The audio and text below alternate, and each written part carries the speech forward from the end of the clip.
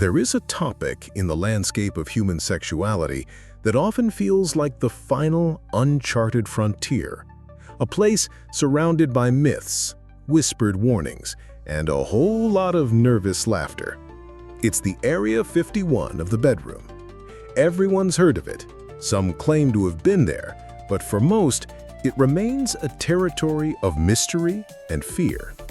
I'm talking, of course, about anal sex. For decades, the conversation has been stuck in a binary loop. It's either portrayed as a punchline in a crude comedy or as a dark, taboo act. But what if we're looking at it all wrong? What if beyond the myths and the morality panic lies a profound landscape of trust, unique pleasure, and fascinating biology? Today, we're not just asking, can you or can't you? We're asking why people do it, how it actually works, and what the science says about one of sexuality's most controversial acts. Grab your explorer's hat. We're going in.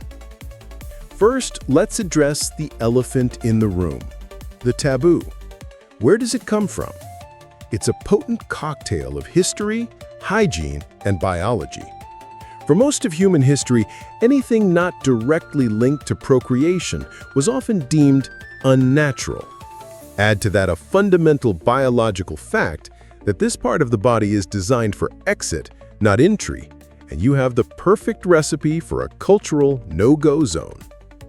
So the question, can you or can't you, is actually the wrong question.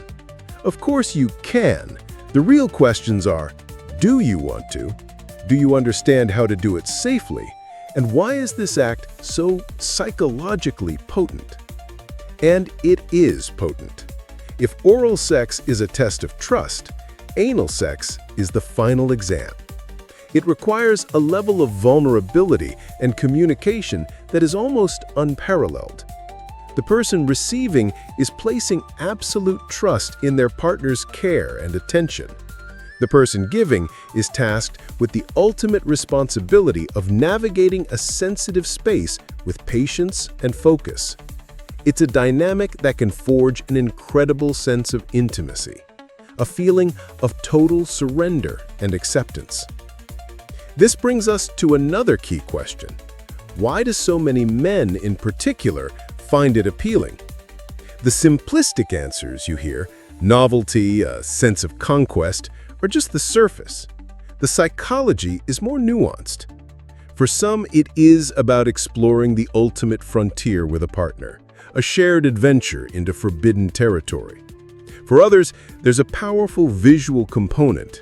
And for many, there's a unique physical sensation of tightness and friction. It's not one single thing, it's a complex mix of the psychological and the physical that creates a unique and intense experience. All right, let's leave the philosophy lounge and head to the lab, because to navigate this frontier safely, you need a map, and that map is anatomy. The biggest myth we need to bust right now is that it's supposed to be painful. Pain is not a feature, it's a bug. It's your body's check engine light screaming that something is wrong. Usually that something is a lack of understanding of the body's mechanics. Let's look at the hardware. The anus is not just a simple hole.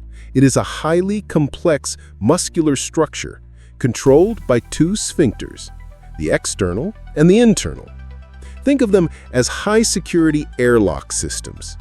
The external sphincter is voluntary. You can clench and relax it. The internal sphincter, however, is involuntary.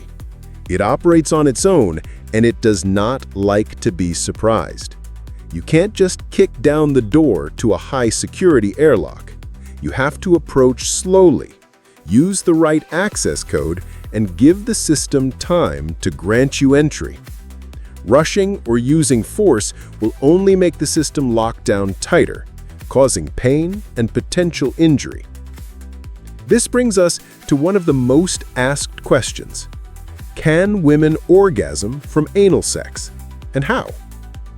The short answer is yes, absolutely.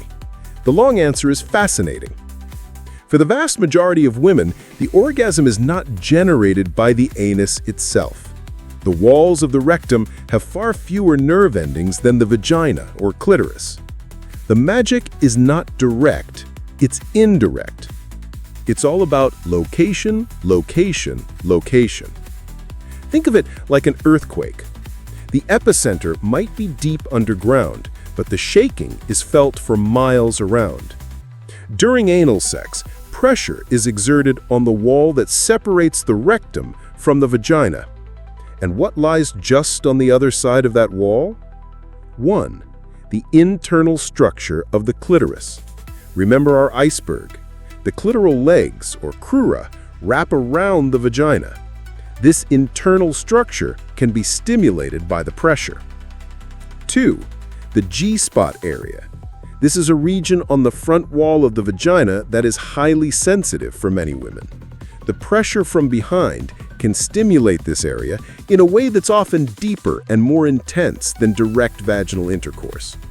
So, the anal orgasm for women is often a powerful, resonant, full-body experience caused by the deep, indirect stimulation of the clitoral and G-spot systems. It's not happening in the anus, it's happening because of it. It's a biological bonus feature. So we've covered the why and the how. Now for the most important part, the what to do. If you and your partner decide you want to explore this territory, forget everything you think you saw in porn. Instead, remember the holy trinity of anal sex. It's not a secret technique, it's 3 non-negotiable principles. Principle number 1 is lubrication. Let me say it again, louder for the people in the back. Lubrication. This is not a suggestion. It is the fundamental law of physics for this act. Unlike the vagina, the anus does not self-lubricate at all.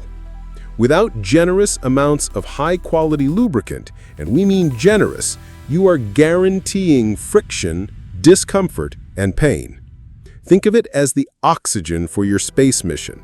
You don't leave home without it. Principle number 2 is slowness. Remember our airlock metaphor. The sphincter muscles need time to relax and accommodate. This is not a race. Start small, start slow. Use fingers first. Let the body adjust. Every step should be gradual. Patience is not just a virtue here, it is a mandatory requirement. You're not kicking down a door, you're picking a very, very complex lock. And principle number 3 is communication. This is the most important of all. Constant, clear, and honest communication is your GPS, your life support, and your mission control all in one. The person receiving is in charge. Their stop means stop, instantly, no questions asked. Use verbal check-ins. How does this feel? Is this okay? Use nonverbal cues. This continuous feedback loop is what transforms a potentially awkward act into a deeply connected and pleasurable experience. So let's bring our ship back to Earth. Anal sex is not a milestone you have to reach. It is not a required level in the game of sex. It's simply one option on a vast, diverse menu of human intimacy. For some, it will be a thrilling adventure. For others, it will be a no thank you. And both of those answers are perfectly valid. The goal isn't to do everything. The goal is to find what works for you and your partner based on desire, trust, and enthusiastic consent. The real final frontier isn't a specific act. It's the journey of exploring your own desires honestly and without shame. What's the biggest myth you've heard about this topic? Let's respectfully debunk some more in the comments below. And if you appreciate a shame-free, scientific approach to the human experience, make sure you're subscribed, because the more we understand ourselves, the freer we become.